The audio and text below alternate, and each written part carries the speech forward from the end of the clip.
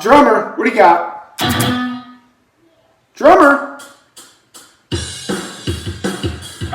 Oh, that sucks.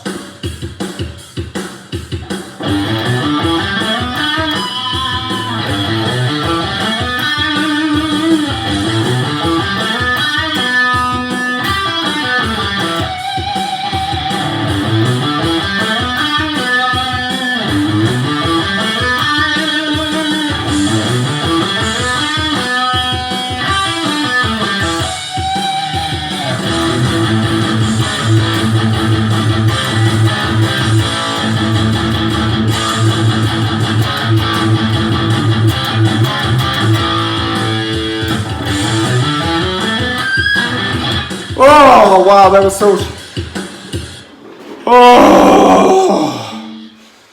Oh, that fucking sucked. Oh, that fucking sucked. This episode of the Brewtally Speaking Podcast is sponsored by Bespoke Post. Bespoke Post is themed boxes for people who give a damn. A personalized mix of unique products that offer a whole lot of bang for your buck. You can join today for free by taking their online quiz that helps them get to know you and the things you do and don't like, as this will help them design your first box. You can preview your box and decide if you want to keep it, swap it, or skip it. With Bespoke Post, you're always in control, and there's zero commitment. Boxes cost only $45, but are worth over $70, so you're always getting a great value. You'll receive your box and be introduced to new and exciting options monthly, with selections being improved based on your specific feedback. So what are you waiting for? Head over to bespokepost.com and sign up for your first box of awesome today. So thank you to Bespoke Post for sponsoring this episode, and now on to the show. What's up, everyone? John here, and I've got to tell you guys all about this band, Martyr For Madison. Hailing from right here in my hometown of Grand Rapids, Michigan, check out their latest single, A Better Place, off their upcoming EP, Nearsighted, which will be available everywhere May 8th.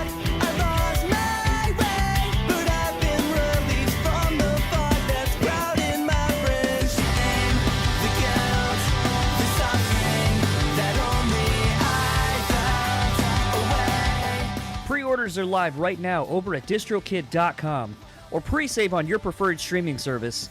This is A Better Place by Martyr For Madison, off their Nearsighted EP, coming at you May 8th, so pre-order it today.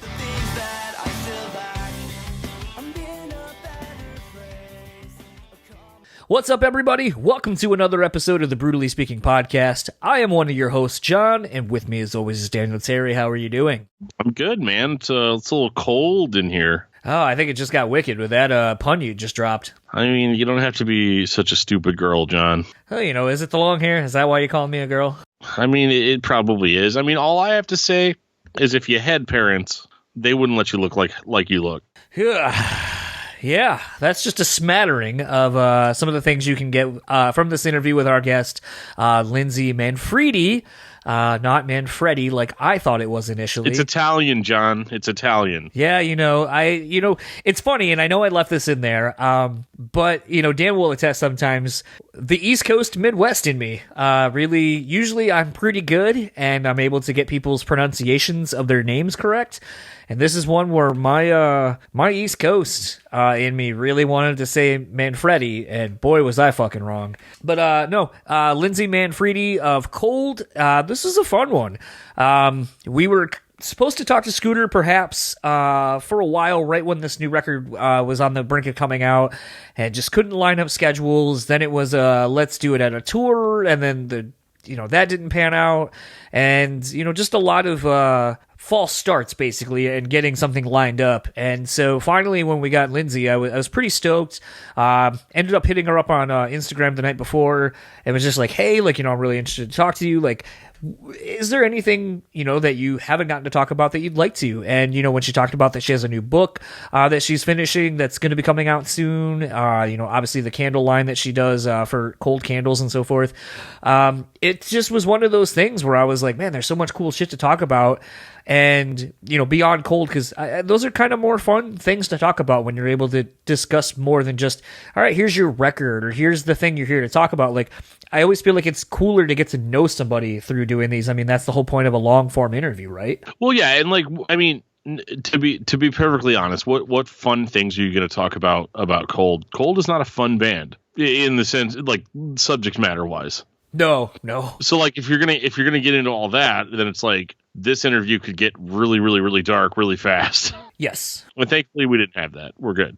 No, and that was kind of the thing, too, is, I think we talked enough about, the new record, her involvement in the band, but, at that point when I felt hit on it enough, I kind of enjoyed, like, hearing how she got in the band, going all the way back to being a member of the Cold Army, getting the spider tattoo, being a fan of the band. Like, how often do we hear of people who are competent musicians being in bands that they grew up loving? Well, I mean, that is the Used interview. I'm sorry, I'm just being mean. But yeah, no, you don't hear it too often, especially going back that far. Where it's like, I'm a huge fan of this band, but I'm kind of off doing my own thing here on the side, or not on the side, but like as a main thing. And then for them to kind of become familiar with each other over time, it seemed like it was a good fit. And yeah, I think it's funny too, because I feel like she was like very, very, very upbeat. Yeah. For being in that band. I judge every band by their lyrical content. So like, it's one of those, like, I didn't expect somebody that upbeat to be in Cold, to be honest. I kind of thought that, like, they just hang out and talk about the way things should have been.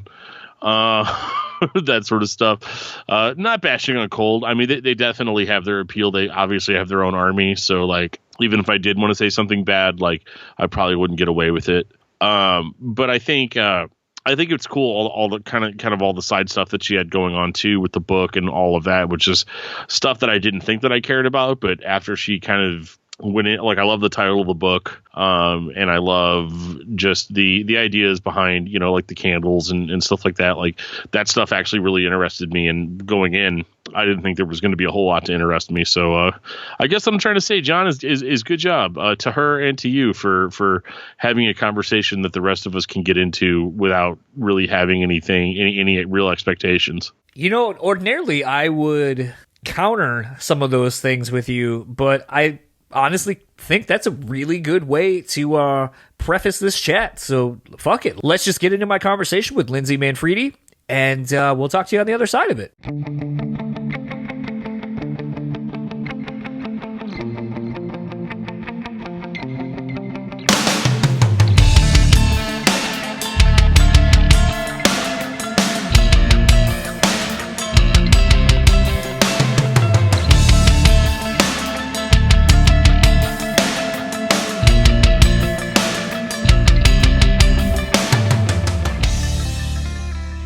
So, I have the pleasure of talking to Lindsay Manfredi. Manfredi. Fredi? See, okay, that's... Yeah, it's Manfredi. You'll appreciate this, because I know you're out in the East, or out on the West Coast, but you live, I think, from Indiana? Is that where I saw it was? Indiana?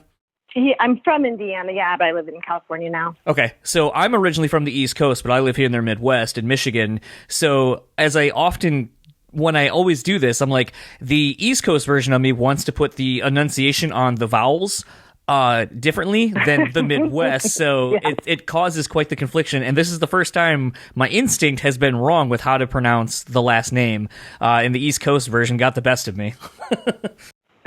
It's all good. I mean, everybody says Manfredi, because it looks like Manfredi, but, it's Italian, and it's Manfredi, but it's okay. I get Manfredi all the time. Fair enough.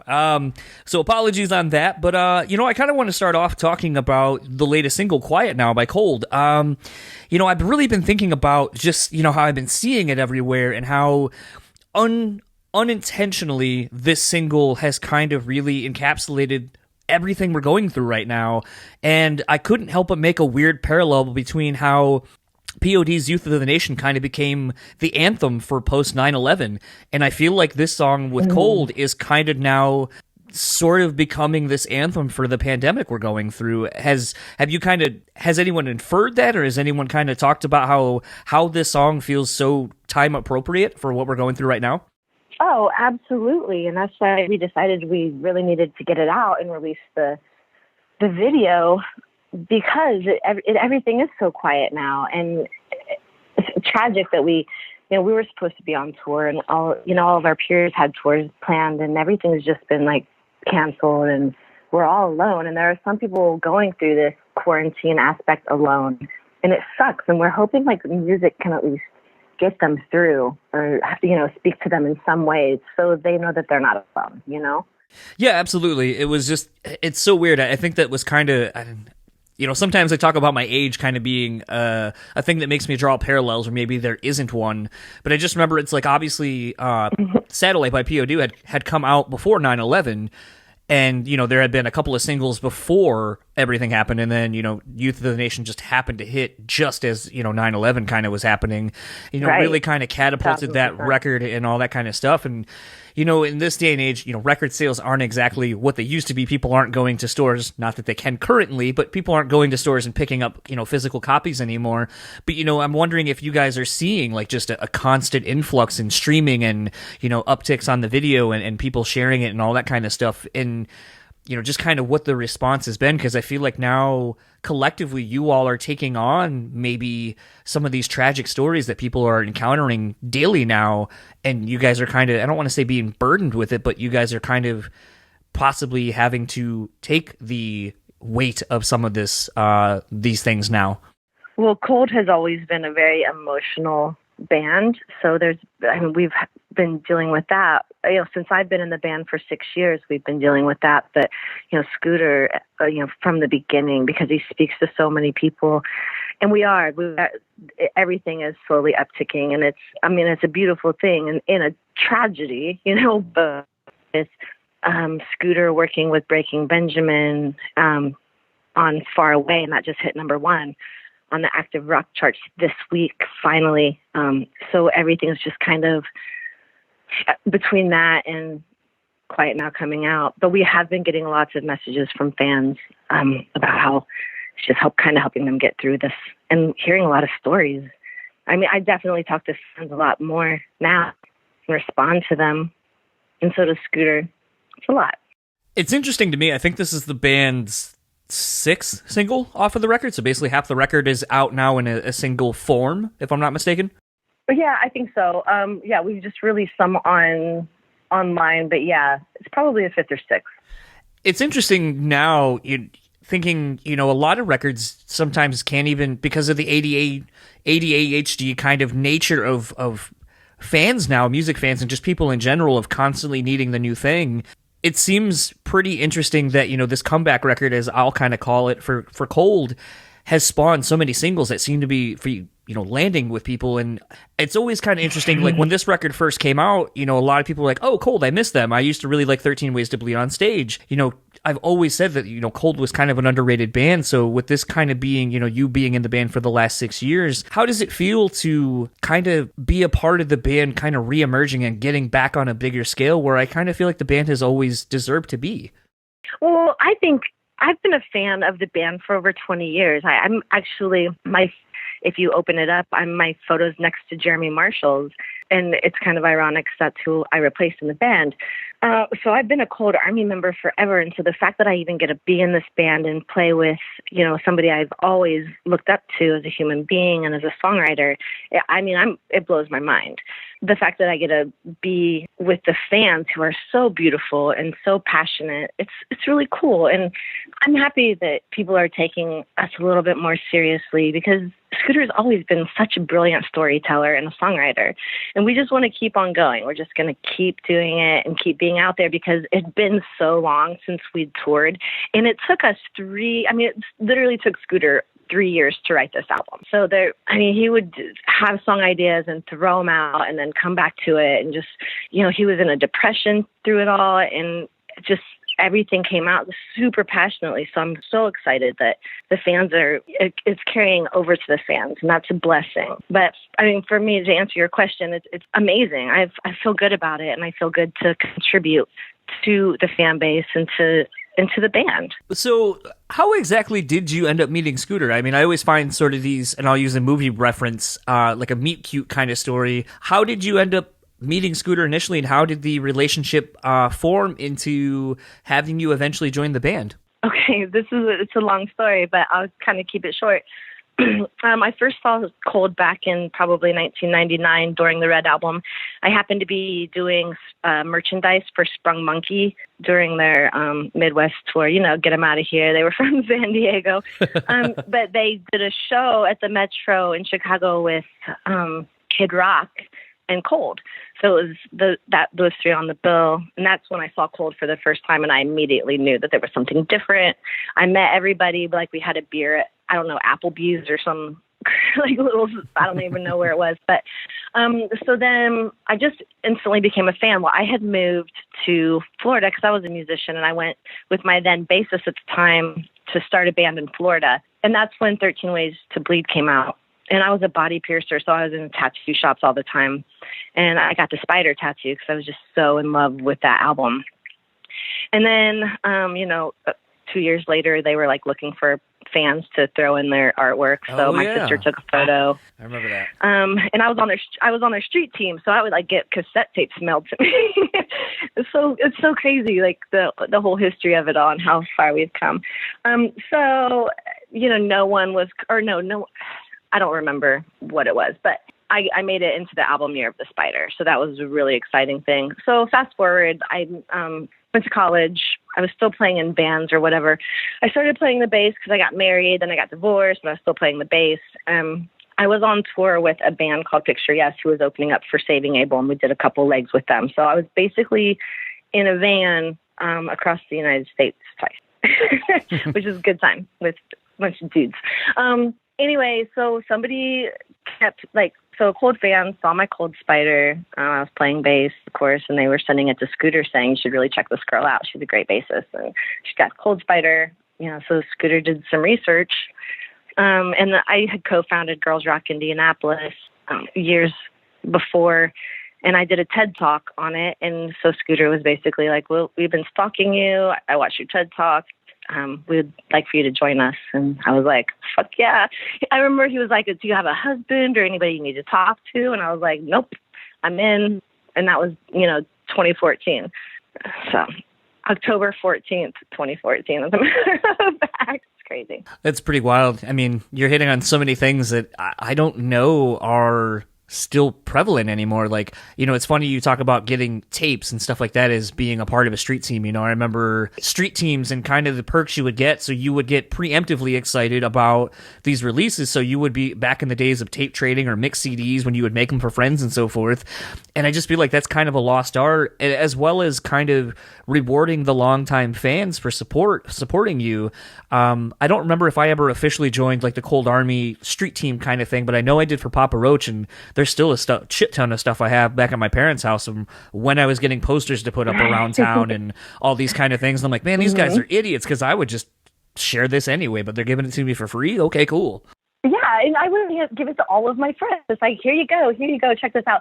And I think that it might have been either Roadrunner back then or Interscope that they were a part of, that I was a part of, because it wasn't just Cold. But I was mainly Cold because that was my jam. That's the whole reason why I signed up to be on the street team for that particular label. I believe it was Interscope. Yeah, I think it was Flip Interscope at the time. Yeah, because Jane Jensen was also on Flip, and that's how we got her. We're both from Indianapolis, and Jane sang on the new record on Beautiful Life, and Scooter and Jane knew each other from Flip back then. Yeah, it's kind of weird when you start thinking of some of these old labels, like, names like Jordan Schur, which maybe to people now doesn't mean anything, but you're like, oh man, I saw that dude's name on like fucking everything I was buying back in the day. Yeah, I just choked over my beer. Sorry. Yeah, exactly. Something else I kind of want to talk about as well, kind of keeping it all on the Cold Army, Cold family. You've been putting out these candles recently, which, something that, we were kind of talking about last night preemptively. I kind of was scrolling through your Instagram and saw these candles, and I was like, oh my God, these things look really cool. And, I like candles, and I love different weird candles. But, as I was kind of saying to you last night, where, now the kind of trend has been, as you have a Deftones beer and stuff like that, bands creating beers, and beers based on an album or a song or an event or something. And so it kind of gets to this fun thing of like, how do you correlate a band and or an album or song into a flavor profile of something? And I think with what you're doing with these candles, and I'll get to the question, is when you start making these candles, how do you know? Do you have a smell or a scent in mind for a specific thing preemptively, or do you just kind of let the candle speak to you and then kind of go, oh, this reminds me of this, or how? Kind of walk me through your process. Okay, well, my business partner and candle partner, Trisha Geselman, she's the one that she's like a witch. I mean, she puts all these like alchemists, chemists, like with all the scents. So we'll just like get some wine and we'll go into the studio and we'll mix all these scents together. And like I pretty much, when we started the whole thing, it was cold and I wanted to do this. And I just gotten back from tour and needed to do something. And she had started the business just a couple months prior. And she taught me how to make the candles, and I was making candles with her before I even went on tour. So we got back and I was like, let's make a cold candle, something for the fans. And so we were like, ooh, baby, it's cold outside, because winter was beginning. So we started Just Got Wicked Winter. And so we wanted it to have like a pine, like clovey scent, just if you're walking in the woods. Right. And then we had Snowblind, and that's a very clove sense. And so, yeah, we kind of were like thinking of song titles and what that would look like. So with the new line, the spring line, we had Better Human, which, oh my God, it's so good. And we call that Magic. And that's a scent that we created and called Magic. And then we have Karma, which is another scent that was created.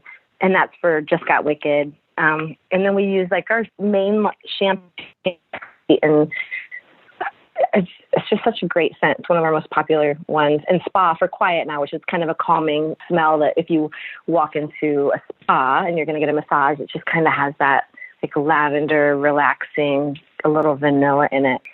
So yeah, we think about those things when we're like, okay, how would we feel if we were about to just get wicked? Like if we wanted to be quiet now. And so that it's fun. We need for whatever song we're going to use for the candle. Is there much of a And it's been really receptive. I mean, Sorry. Do what? No, I was just going to say, has it been much of a collaborative process with the rest of the band? Like maybe somebody else kind of going like, oh, maybe there's a memory of like recording something from this latest record, and maybe there's a memory of like making it, and they're like, oh, I remember when we were recording this song, something about the room and this smell of, maybe chai tea or something like that, or, just these kind of things where maybe like there's a little bit of input in that Scooter way. And I go back and forth. Yeah, well, Scooter and I go back and forth every day. Like, he's the one member that we talk every day. We were either texting or I just keep mostly in touch with him because Nick's really busy with his stuff, and I rarely talk to Sam. We only talk on tour, so it's just like. But Scooter's been like one of my best friends. I've lived with him. He's been one of my best friends. So. But he's the one I mainly talk to about ideas or scents or what it's like. And I sent him the whole first line, and they love them. And the whole thing about our candles is we make them with coconut wax. So it's 1,000% organic. There's nothing else in it except for coconut wax, and it burns a lot. It's just a candle. Yeah, it's just it's one of those things. Like I feel like there's a lot of we don't talk a whole lot about other craft things, but I mean that's kind of when I. The name of our show is Brew, and, I like good puns. So, like, the whole reason I came up with it was, like, a lot of people, so the funny story is when we were trying to come up with a new name, once the co-host and I were kind of like, we should change the name so it's not just me, was my last name is Beatty. And he was like, oh, you make all the headlines. Like, we should just call the show Clickbaity. And I was like, no, that's a fucking terrible name. It's funny, and I get it, but, like, I was like, oh, we need to come up with something kind of punny and fun and, like, a double entendre of sorts. And, something that has been reiterated to me time and time again is, you just get people to kind of open up to you and act like, they've known you for a long time. And I was like, well, I like having like real and brutally honest conversations. So like that was kind of my foray into it a little bit, was just kind of like brutally. And, I was cutting out like my co-host and I talking about craft beer and such all the time. So I was just like, oh, there it is. Like, well, how about we do this? And typically that is perfect. The format that we kind of follow is more alcohol based. But, I've been making the joke. I really want to get more into like, as I call it, craft tea, where you're getting like loose leaf tea and you're buying it by, in a bag and you got to actually make it. But I go, it just kind of like, it's dissuading a little bit when you see like, oh, I got to get this like steeper thing and it's like fucking $40. And then I get like a decent tea kettle and like all this other shit. And you're like, man, I'm not trying to spend $70 fucking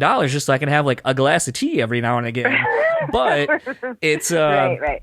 It's one of those things, like, it's definitely something I want to get into. And I noticed, like, like a lot of these, I'll call them luxury, I don't want, but kind of calling them like spa-ish kind of products, but like your bath bombs, like people who are hand creating soaps of all kinds and candles using the different kinds of waxes and scents and so forth. It's like this whole scene and this market is kind of becoming a very craft DIY space, and I think it's kind of interesting to see the growth in it over the last probably I'll say 5-6 years. And I've not really had an opportunity to talk about it, but so I kind of wanted to know like some of the things you've learned that maybe you have either applied from your time in the music industry to be successful with this, or vice versa, something you've applied from doing this that maybe you've been able to apply into the band realm. Oh, yeah, well, absolutely. I mean, I have a degree in communication and business. So okay. I've been a marketing person for, 10 years. I've had my own social media marketing company, and I've been a ghostwriter. So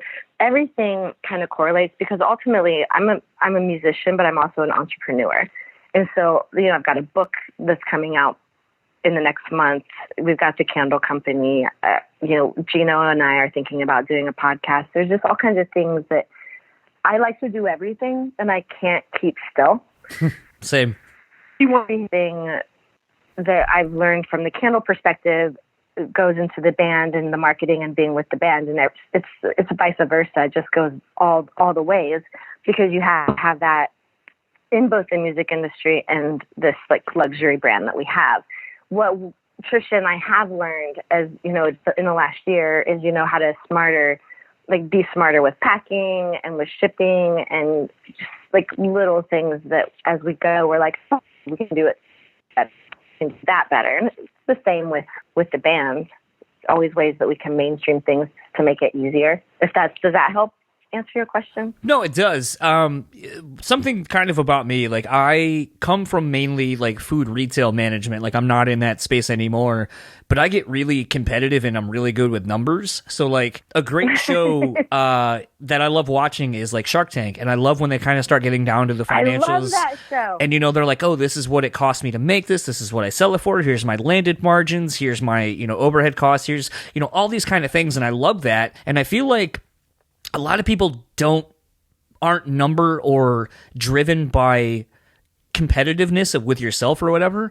And I think in a lot of spaces, like definitely being a band, like you have to know your dollars and cents to be a successful band because you can be the best band in the world. Mm-hmm. But as we've seen more so, I'll say in the hip hop and pop realm, like I'm thinking of like TLC. They were one of the biggest fucking bands and went bankrupt twice. Right? Went bankrupt twice because they signed didn't shit own deals. Any of their shit. Didn't own anything. That was awful. And L.A. Reid basically took them for a lot of what they worth, and LaFace technically as a label was kind of shady, but more so L.A. Reid was kind of the one that was perpetuating that. But I mean, like, that's the thing, like you constantly see people growing up like in the early 90s and so forth who got taken advantage of, and you hear stories of bands signing bad contracts because they just were like, we're signing to a major label. Yeah, but you're losing your publishing, you're not getting, your sunset clauses aren't in effect, so you're not going to get the ability to potentially buy back your masters and get your publishing and own all your royalties and all these things. So it's like, yeah, you got that fat advance up front, but the back end of it, you're getting fucked down the road. So it wasn't worth it. And there's just a lot of that now where I feel like there's so much information out about how to be a successful business person. And a lot of people in music now are a brand and are branding themselves and their bands and so forth. And I think, I just kind of was wondering, since it seems like, without me knowing, that you're very entrepreneurial minded. So I was kind of wondering, like, how much of any of these things has informed decisions and things moving forward in other realms and aspects of your various businesses that you do. Okay, well, I think that it's funny that you bring that up because last night as Trisha, I'm quarantined with my business partner and with Gino Leonardo from Filter, okay? And so I'm partners with both of them because Gino and I write music together, and we have a project that we're working on and recording music for on every night. And then I'm, business partners in the candle business with his fiance. So this is the place I needed to be during this quarantine. So we're kind of keeping each other sane, and we have a lot to do.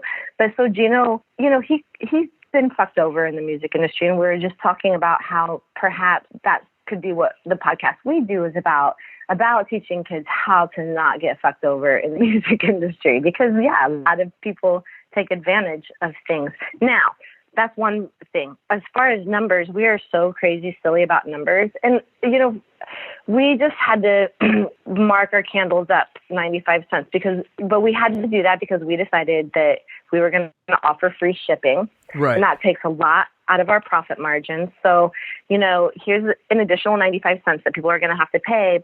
But I mean, them not paying $7 or whatever for shipping or $6 or whatever for shipping. So we're just trying to, we have to keep all that into consideration. So sometimes our profit margins go down, sometimes they go up, but we're just great. We're grateful that we're getting orders on a daily basis and that we're still working and people love the candles. But it's, how business is, it's an ebb and flow.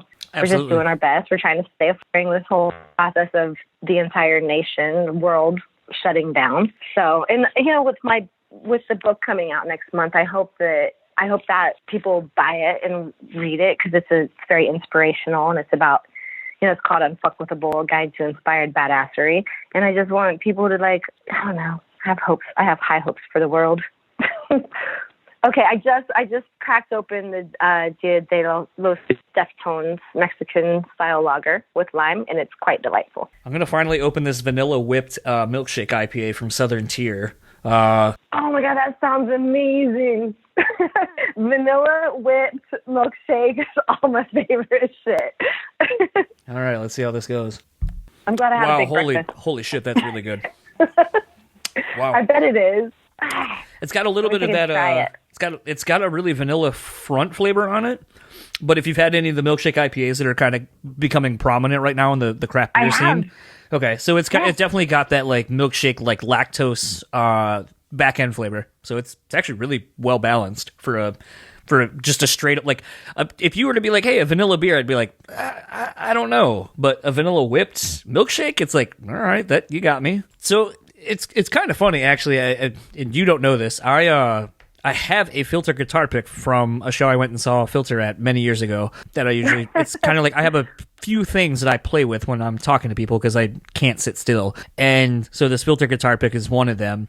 And as we were just kind of talking about business and band business and knowing your business, I can't help but think of the Hired Guns documentary. That whole scene kind of with Richard Patrick talking about how Trent was like, this is my band. If you want to be the number one, start your own fucking band. And I can't remember the guy's name, but the bass player of Filter at the time being like, yeah, this shit was like the raw, I got the raw end of the stick here. Like, that sucks. I'm getting paid nothing, and it's not even like worth going on tour, which is fun, but I'm not even making any money. Like, there are people in smaller bands making more money than me, and just kind of wondering, I don't want to like get into the band business of Filter, but just kind of, with having Gino kind of been a part of Filter as a whole, and you being in Cold with Scooter, who has been in the industry for a long time, what are some of the things maybe those two have kind of taught you about being in the industry as long as they have been that maybe you haven't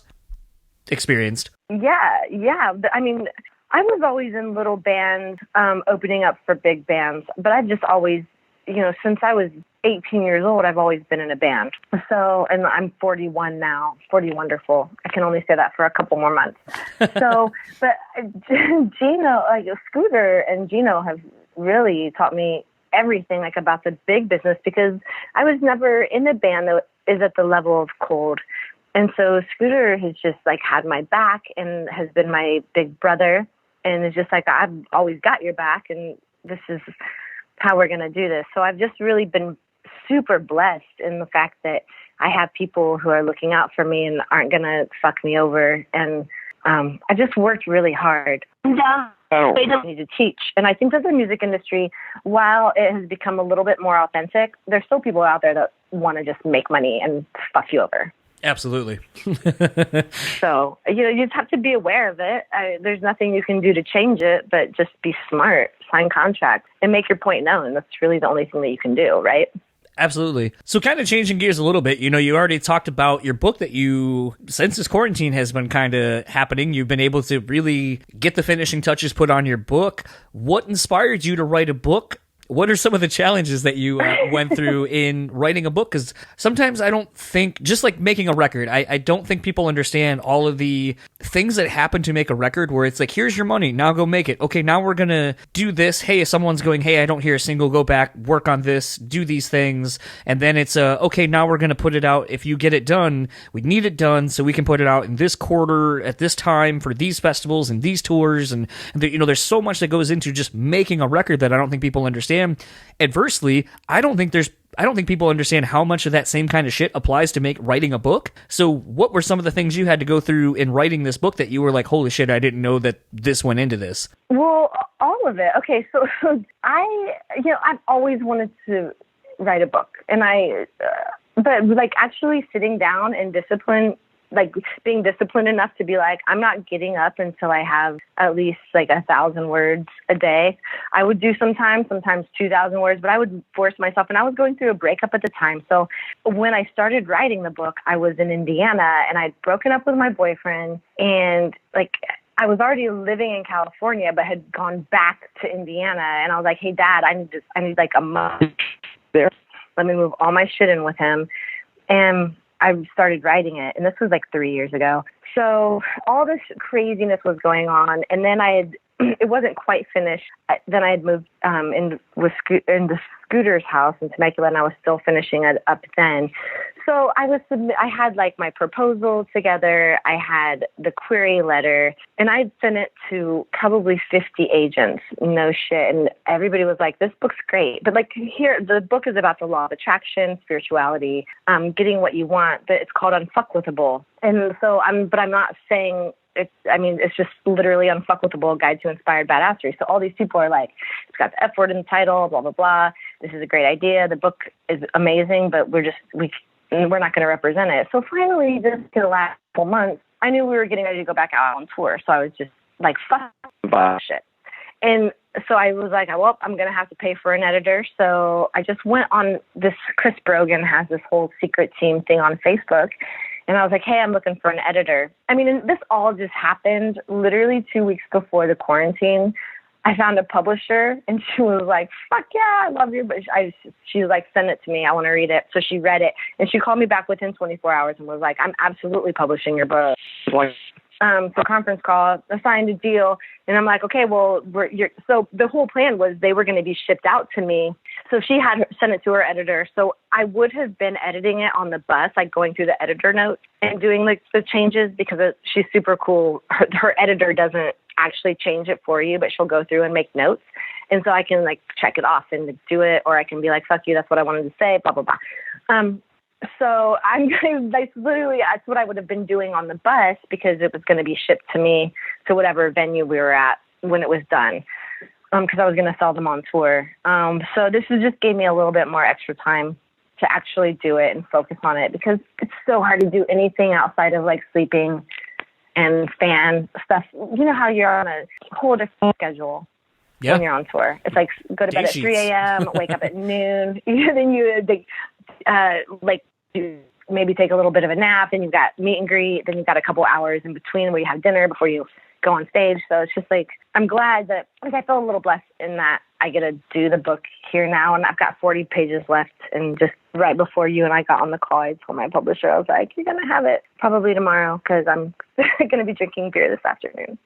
She was like, that's awesome. So, but so much goes into it. And I'm an editor, so I have gone through this book so many times. So I haven't gotten so many notes from an editor. But when you write a book, dude, it's been 3 years. I mean, I've been working on this thing for 3 years. I wanted it to be out in 2017, 2018. So it's a process. Do you envision maybe doing a completely different kind of a book, or even maybe a follow-up eventually? Oh, fuck yes. I do. I've got the next two books. Yeah, the next two books I already have. Like I have like the branding of them in my head, and I've talked to people about the branding, and yeah. Okay, so, and I will just share this with you, because I don't care. No one's going to steal this idea. But so I have Unfuckwithable, a guide to inspired badassery. But so I have this huge passion in my heart for teenage bullying and like the kids that are bullied by teenagers and online media. So the next book that I write, the follow-up, is going to be towards the kids. Don't be a dickopotamus. Which I just, and I've already started a little bit of it, but it's like real talk. And because I'm in rock and roll and parents know who I am, I don't think that, I'm definitely going to not, it's a niche brand. I'm not going to be able to, sell to the super conservative people, like don't be a dichotomist, here's a book for your teenager. But I have a lot of people that will buy it for their kids who are like super dope. Like, hey, yeah, don't be a dick. I definitely feel you on the, as you were just kind of recounting the story of people being like, well, we can't sell that book. It has a curse word in it. I've definitely have run into a few people who are like, I don't want anything to do with the show. And it's always kind of a bummer because I feel like if they actually were to take the time to listen to the show, I think they would realize it's actually not what they think it is. One of my favorite compliments, was Tommy Victor of Prong. And, initially, and I felt like such a prick self-inflated ego when he goes, oh, I checked out your show and I'm really nervous. And I was like, oh, fuck yeah. Cause I've had a couple of really big guests on. So he's probably like, yo, like I'm really nervous to be on this show. And then he was like, and so I was like, oh, it's kind of crazy. You've been doing this for almost 30 years and you're still nervous to do interviews. He goes, no, I just don't drink. And I go, oh, fuck. Well, no, that's not the crux of the show. Sort of is, but not really, like in the interview. And then like as we were all done with our quick 20-minute chat, like at the end he was like, I'm really glad I actually decided to do this, and it was really eye-opening, and you really know your shit, and I'm really glad I didn't turn this down like I initially was going to. And I was just kind of like, I didn't keep all of that in. I only kind of kept in the last little part where he was like, oh, this is really cool and I'm glad I did this or something like that. I kept that part in, but it was one of those things where I was like, okay, like cool, I kind of steered someone who thought that this wasn't going to be for them and turned it around. And, I always love doing that where people maybe look at me and see a heavily tattooed person or whatever, but then it's like, oh, you're actually pretty smart and can talk and form sentences and things like that. And I feel like so much of those kind of things and those unfortunate judgments kind of get put upon a lot of people. And so some people might look at the book title and go, oh, no, thank you. That's probably not for me, but won't even take the time to start. Not for them.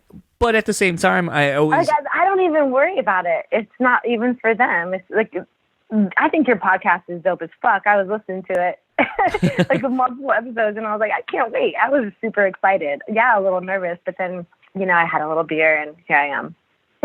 I think the thing for me is that I just kind of, when people aren't willing to give things an opportunity, like I was kind of saying, so like, I come from, like I said, food and retail management, and, I used to have people who, I'd go to help my front end deal with credit card applications, and I'd have people grab their purses from me. I had customer complaints almost daily about my looks, and I wasn't even as tattooed as I am now. And, it just kind of bummed me out. Like I had someone, as I'm helping ring people up, and someone goes, do you have parents? And I go, yeah, I have parents. And they go, well, you must not have parents who care, because parents who care don't let their children grow up to look like you. And I was just kind of like, okay, like, and fuck you.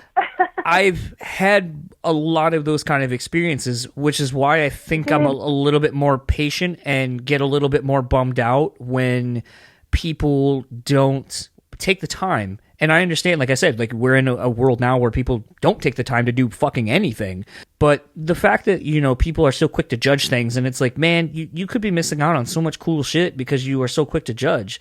And I feel like, for me, I know that putting out a book is not something that just you do real fucking quickly. It's a process, especially if someone's going to put it out. It's a process, and it has to be vetted. It has to go through a lot of rigorous things to make sure it is the best that it could be. And to me, if people are like, oh no, the title, can't get past it, it's like, man, that's such a bummer, because like someone who in that world or that realm that maybe those people could expose your book to, maybe they're the ones who really need it. And, like, that's the kind of thing that fucking bums me out, like, about shit like that. Well, one of the reasons why I titled it the way that I titled it, okay, because those aren't the people that I'm trying to reach, okay? It's called Unfuckwithable, A Guide to Inspired Badassery, because it teaches the whole law of attraction aspects to people who won't pick up, let's say, a Wayne Dyer, Eckhart Tolle, Gabrielle Bernstein. So, they have their audience. But my audience is the rock and rollers. It's the tattooed people. It's the people who like feel like they're misfits in their own way. So, but then they're going to get something from, okay, here's this tattooed, rock girl that plays bass in this great band. So it's a different voice. So I'm teaching the same things. So, fuck them. They've got other stuff that they can get.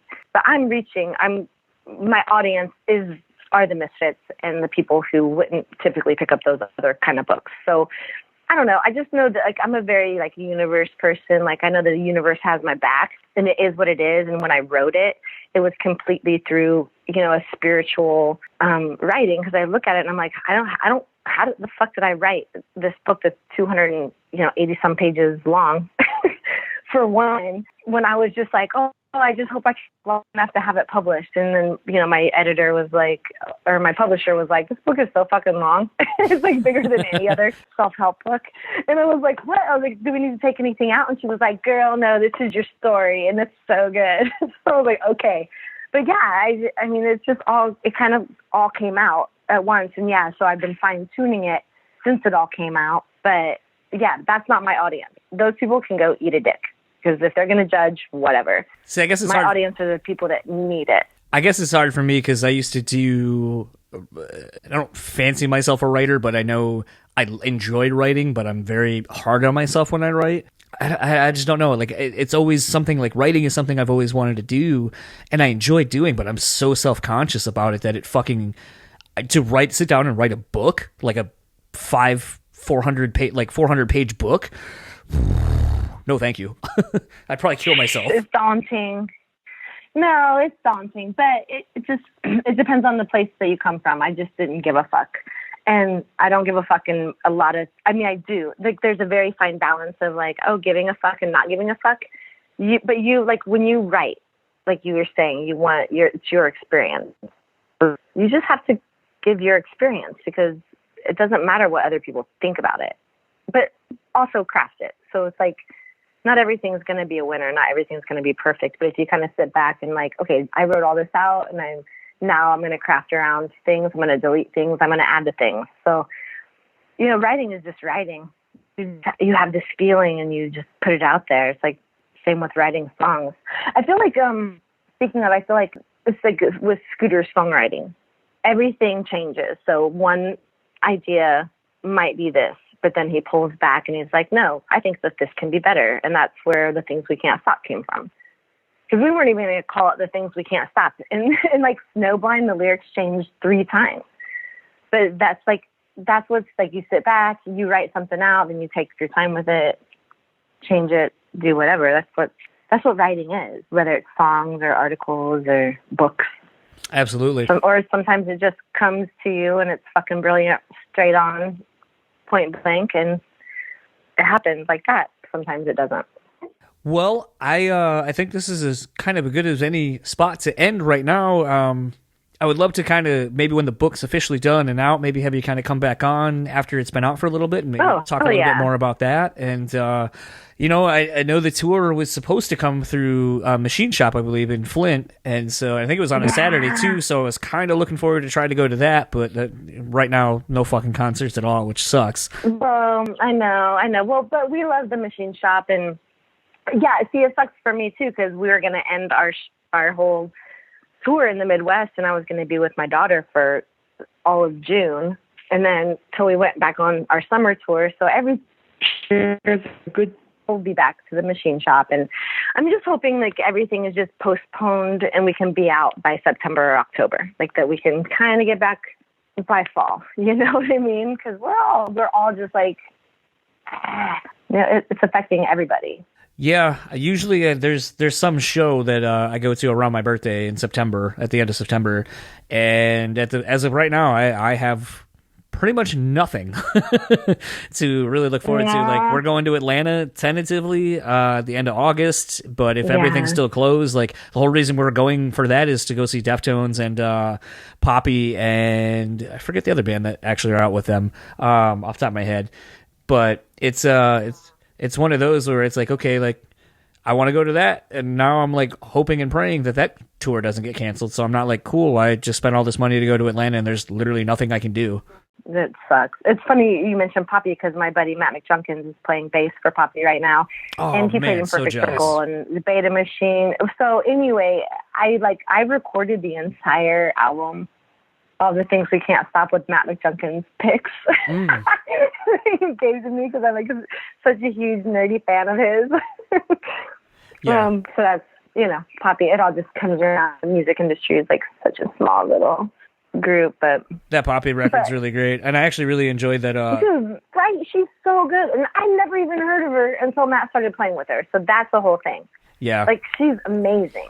No, that's like, it was funny. I saw Vince from Metal Sucks on Twitter today was like, man, I know like it's not technically my lane, but this new Dua Lipa record's really fucking great. And I was like, dude, it's so good. Like, I wish I had an avenue to really like talk about it and gush about it, because it's a really fucking great pop record.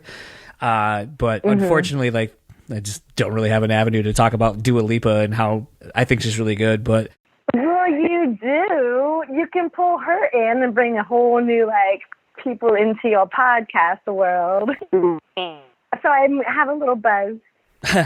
Thanks for getting me afternoon buzz with some beer. Where can everyone find you and or the band online? Well, definitely Cold Music is our Instagram, the Cold Army, Cold on Facebook, coldarmy.com is everything for Cold. And then I'm Lindsay Manfredi. Everything's basically just Lindsay Manfredi for all my handles. And the Kindle is eqxshop.com. Anyone wants to check that out. But definitely make sure you're checking out the Quiet Now video. It's gonna start on radio this week, and we just need as much support as possible, and keep supporting the Breaking Benjamin Far Away thing. And yeah, just check it all out, because we're gonna be back out, and we're looking forward to seeing everyone. And thank you so much for letting me be a part of your podcast. No, I had a lot of fun talking to you. Absolutely, same, very much the same. And hopefully either whether it is the book coming out or, God forbid, this thing ends very quickly as we're recording, maybe we'll actually catch you at a show, and we can maybe do one of these in person as well, because those are always more fun. Absolutely, we will, for sure. Awesome. Well, enjoy the rest of your day, and look forward to seeing you guys hopefully soon. Yeah, you too, John. Okay, we'll talk to you soon. Bye-bye. Bye. So that was my conversation with Lindsay Manfredi of Cold, and you're going to notice Dan's audio sounds a lot better right now, and that's because Dan and I just started shooting the shit and had such a good time and got his real honest reactions. He forgot to hit record. I did. Absolutely forgot to hit the record button. So that's my bad. I've become such a prolific podcaster in the recent year that I've forgotten that, I actually have to be responsible for things.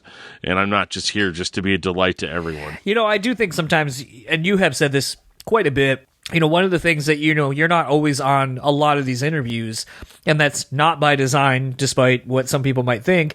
It's just because you're fucking busy and we live in different time zones, and a lot of times I have to do these at very weird hours of the day. And it's one of those things, though, that, as you have said, you get to hear these before anybody else. So sometimes, like, you'll, especially with this one, as you kind of said in the intro, and I didn't come right out and say this, but I think if you listen to it, obviously you understand, Dan probably isn't the biggest Cold fan that there ever is or was or ever will be. I don't hate him. If I hated him, I would tell you. I would. Absolutely. But it's one of those things where the fact that you enjoyed this conversation as much as you did, I really hope, if I'm able to turn someone who's not the biggest fan of this band and you were thoroughly entertained by almost an hour-long conversation, that I hope people who are a part of the Cold Army who this band means so much to, I hope that they feel the same way. And I feel like you're kind of my barometer for how good these episodes are before we even release them. Yeah, this is definitely engaging for me because, I'm not going to lie. As soon as I saw that it was like a 40-minute interview with somebody from Cold, I was like, well, it's a good thing I'm at work because I can't get away. So I have to just listen to it. This is my life now. But I popped on and I found myself pretty pleasantly surprised overall that I actually cared. And you knew that I actually cared because while I was listening to it, my boss came up to me and started talking to me, and I was like, I can't hear anything you're saying because I've got earbuds in. And then I actually paused it, waited for him to say what he wanted to say, and then resumed afterwards. Whereas if I was not having a good time, I would have just pulled the earbuds out, let the interview run, and then jump back in at the end of it. But in that particular case, I was like, no, I want to hear this. I want to hear what she's got going on with her side businesses and stuff. With somebody that it sounds like we may have found our first guest that's as busy as I am, in the sense that like she's got her main thing, which is cold, and then she's got like 400 side hustles going on at the same time. Absolutely. And, Dan has, we'll call it 2 podcasts, but really Discography Discussion has the umbrella of like 5 other podcasts under it at this point. Pretty much. I mean, Movie Mosh is kind of on hold until we don't have to be in quarantine anymore. But yeah, that'll be back. But it's one of those things where, Dan jokes or used to joke that I'm one of the busier people he knows because I'm always either sending out emails, working on a podcast, but it's all singularly driven to this one thing. I'm not really doing a bunch of other things. It's one of those that, like, getting to talk to someone who wants more out of life, wants to kind of weave creative yarns and stuff like that, like Lindsay does between making the candles. And I mean, if you follow her on Instagram, like constantly she and her partners are making these candles handmade, making these candles in their kitchens and so forth. And I mean, it's a wild process. When this whole kind of thing blows over, I definitely plan on buying a couple candles, and maybe I'll buy Dan one too, so we can, have seductive seances over podcast recordings. Well, they are 50% made by a witch. That was confirmed. So, is there really a better candle? It'll probably burn longer. Probably will, absolutely. But it's one of those things. The book definitely has me intrigued. I really, I'm not going to sit here and ask for a free book because I know how much goes into the printing process and all that kind of stuff. But what I will say is I hope that before the book officially comes out, maybe we get a PDF from Lindsay, so Dan and I can take our turns reading it and have her back on to talk more about the book because... Yeah, I would love to go into some of the finer points on the book and things like that, just definitely, for sure. Yeah, the one other time I've actually talked to someone who had a book, which was, we both talked to him actually, was Jared Montague of Taproot, about his book. I mean, reading is interesting, just like music and all that kind of stuff. Your comprehension, you and I can read the exact same thing and we'll have completely different ideas of what those things look like. The fact that you and I can talk to someone about what they wrote and really kind of dig deep into it from possibly two different perspectives is really intriguing, and I'm looking forward to checking out Unfuckwithable, a guide to inspired badassery. The fact that she stuck by her guns, and made this happen when other people were like, "Hey, change the title, change this." As we kind of joked in the intro, we have gone through that quite a bit on this show. So if there's a show that understands what it's like to be overlooked based on a name and not the content contained within, it's definitely us. I think, that's kind of the fun thing about doing this podcast sometimes is you get to meet really inspiring people. And, I didn't know much about Lindsay leading up to our it's but she's definitely someone that I feel inspired by. I want to keep around and will want to keep, I have her phone number, and a lot of times I want to text her and just be like, yo, so I'm doing this thing, or I sent her some writing samples that I had done because I was inspired by something I did that I was proud of in a completely different facet than what a lot of people know me for. And it's kind of actually, since this conversation, I've almost kind of wanted to take on a couple writing projects, which I know I'll immediately hate myself for because I'm so self-critical about what I write, and it becomes a thing of spending 8 hours over a review of something, like an album review that people will read and takes 5 minutes or less to read. I'll spend 10 hours on and have 19 different versions of it. And finally I'll just be like, dude, fuck whoever reads this, fuck them. This is how I feel. And then I just settle on something. And then as soon as I'm done, I send it to 7 friends that I know are on the West Coast. And I'm like, hey, does this suck? Is there anything that needs to get taken out? And they're like, yeah, take out this or explain this a little bit more. And then I change that, send it back. And they're like, okay, yeah, it's cool. It makes sense to me. And I'm like, cool, well, I'm done because I fucking hate this. I hate this process. I hate this. No, I hate it. Yeah. And it's one of those that it's I love the creative process of writing, and it is fucking wild to, I did a feature on my friends in Wilson, and to see where that thing started to where it ended and how well I think I did with it and all that kind of shit, and the praise that it's gotten from them and friends that know them and all that kind of stuff. It's wild, but man, let me tell you, that week and a half, 2 weeks I spent writing that fucking thing, I wanted to murder them. I wanted to murder myself. I fucking hated myself for even taking on such a big responsibility. It's not fun. Yeah. Wow. Writing, go do it. I don't ever show anybody my writing. I've been guilty of writing CD reviews before, but I would just like everybody to forget that happened, and us just kind of go from there, because I just don't ever want anybody to be all like, wow, that guy's a way better speaker than writer. It's like he's just completely off the cuff all the time. Because I am. Speaking of off the cuff, let's go ahead and end this episode. If you would like to keep up with Cold, it's simple. Facebook, Cold. Instagram, Cold Music. And Twitter at Cold. You can find everything Cold related at coldarmy.com. If you would like to keep up with Lindsay, real easy. Instagram, Twitter, Lindsay Manfredi. It's all right there. And Dan will tell you where he can be found easy enough on the interwebs. Well, I think you were going to say Instagram, and I can be found there under Discography Discussion. I can also be found on Twitter at Discuss Metal Dan. I can be found on Facebook under plain old Daniel Terry. All lowercase, all one word. I'm making that up. Just search for Daniel Terry. You'll probably find me. If you don't, reach out to a different Daniel Terry. You can always send me a email, old-fashioned like, at discussmetaldan@gmail.com. And you can find out about my other 19,000 podcasts at discussmetal.com. And if you would like to keep up with only this podcast, it's simple enough at BrewSpeakPod, Facebook, Instagram.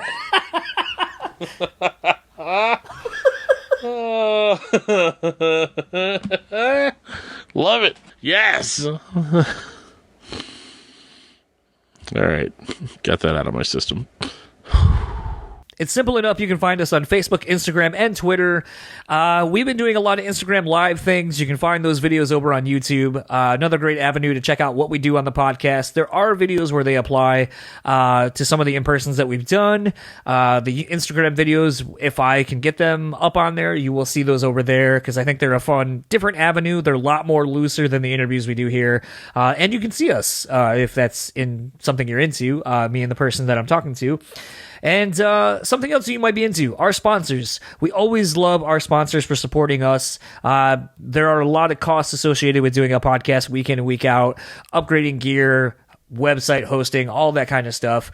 So we are proud of our sponsors, and we want to thank them. And so we want to start with the Bean Bastard. Head on over to thebeanbastard.com. Get you some delicious coffee.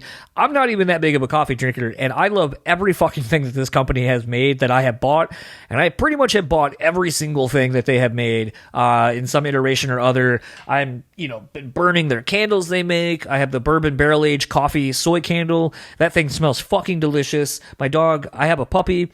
My puppy shit in this office, and I had to burn that candle, and within probably 30 minutes, you couldn't even tell that a dog just doo-dooed all over my carpet in here. After cleaning it up. So that's probably not the ad that they want for that, but they have quality products. Like I said, I'm not the biggest coffee drinker, but I love everything they have. Their new Sproton pack blend that they have is really delicious.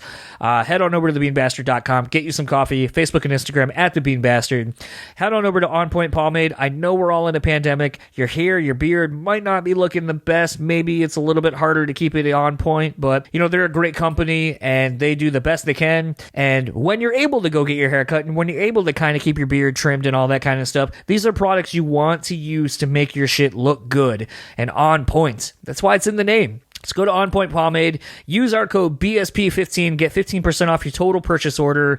Let them know that we are supporting them for supporting us, and in the process, you save some money, so what's not to love about that? Also want to give a shout out to the guys in Martyr For Madison for sponsoring this episode as well. Head on over to their Facebook page at Martyr For Madison. Go pre-save their Nearsighted EP.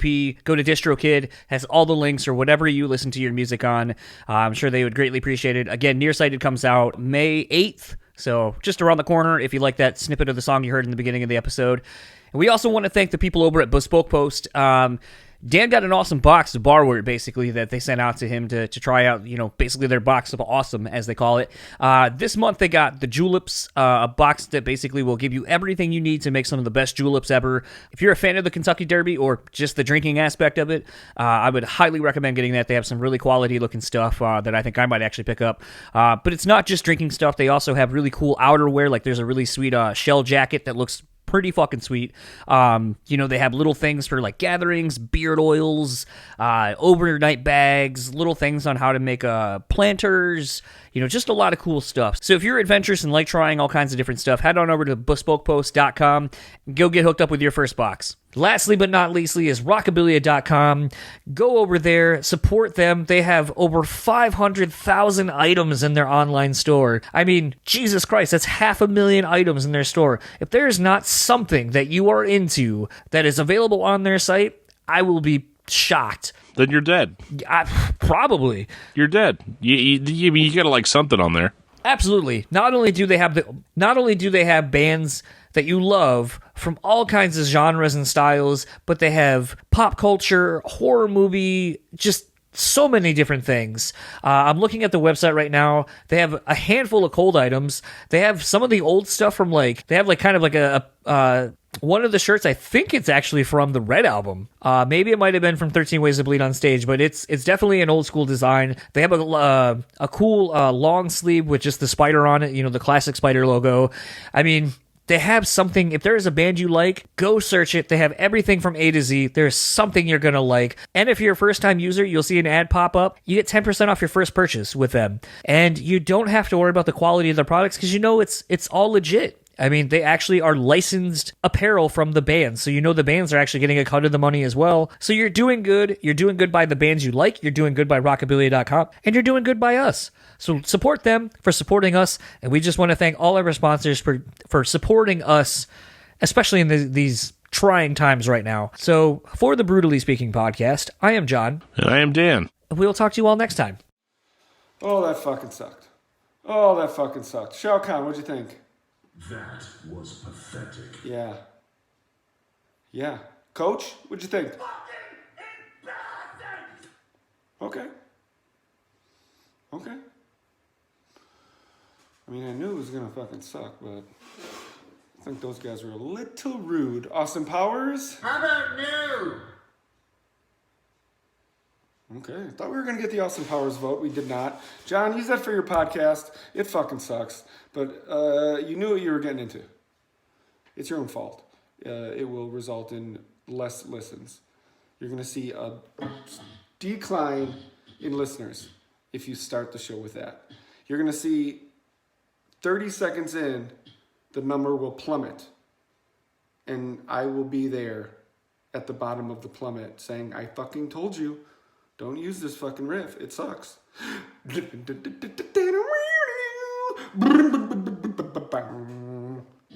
it's yours.